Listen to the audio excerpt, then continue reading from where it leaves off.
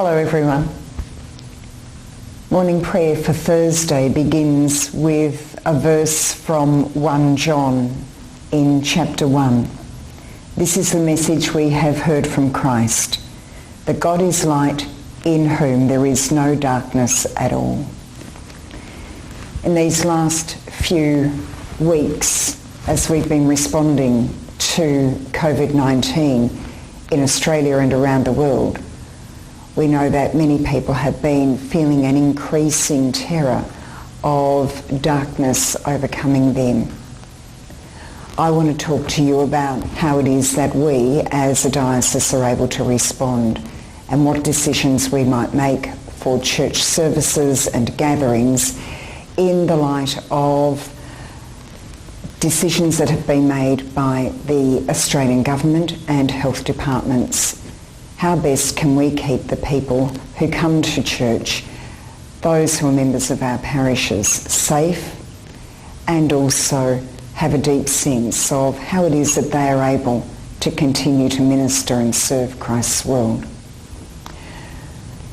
Today the cathedral will be announcing that it will be suspending all Sunday services from this Sunday for an indefinite period. The cathedral, of course, is a place in which congregations of more than 100 gather and a place which attracts tourists to its Sunday community services. Yesterday, Bishop Kate and Bishop Jeremy began the task of contacting every parish priest in the diocese, and we are also speaking with chaplains in hospitals, prisons and schools. They have been finding out what it is that is going on in parishes, how people are responding, what kind of resources and plans people are putting in place should we have to suspend services.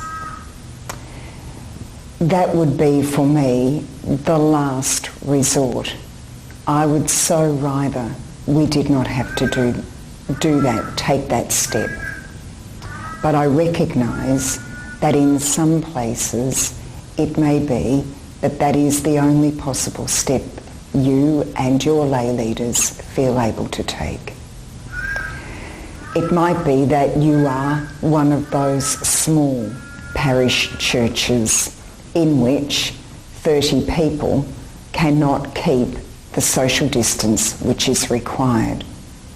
It might be that the resources that are needed for cleaning in between services can't be gathered together.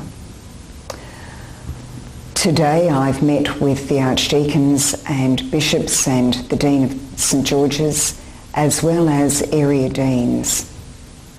What I want to suggest is that this coming Sunday, when you gather for worship, that you and your lay leaders make decisions about how it is that you are able to manage Sunday services and midweek services going forward. It might be, as we've heard, that you're able to live stream. Make sure that people know how it is they can connect with you if that's the case.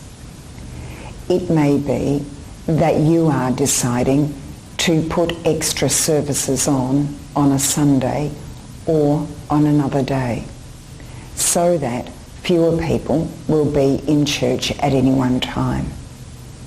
It may be that you're operating a roster system, a kind of week on, week off roster for members of your community.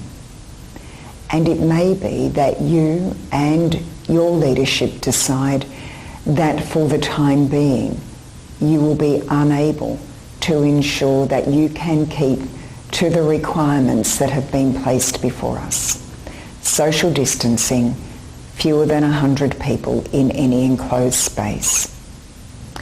If that's the case, I ask that you make contact with me through the Episcopal Office so that we know exactly what's going on. The most important thing is that we act responsibly, that we are not panicking but trusting in God's love alongside us so that we can, in the most responsible way possible, respond to this crisis, this time of concern and high anxiety.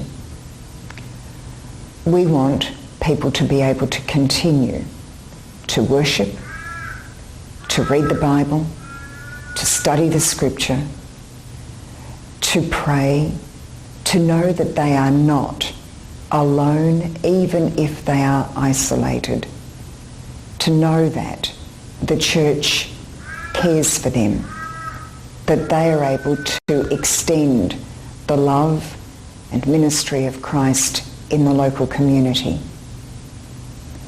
I expect that the demand and call for emergency relief will increase. I hope that you will be giving some thought to how best you might respond to that kind of ministry, the one that many of our parishes have, in your place in the coming weeks.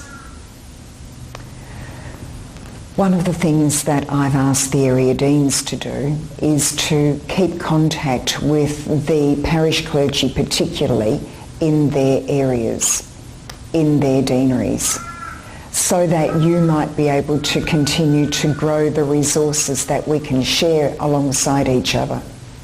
I understand there's a Facebook page that a few clergy have already connected with, and there might be some other social media things that you can do. Share resources, share ideas, pray together from a distance. I will keep updating, I hope through video and on the website, but certainly as we are updating through email communication with every parish. As we come through these next few weeks, as Lent goes into Passiontide and then through Holy Week, we know that the story and the life that we live of death and resurrection, of fear and hope and love, is very real. This year we're going to be living it in a new way and a different way. This year we're going to be knowing it in the age-old way. Do trust that Christ is with you. Do trust in the peace of God which passes all understanding. Do trust in God's presence for you and in your community.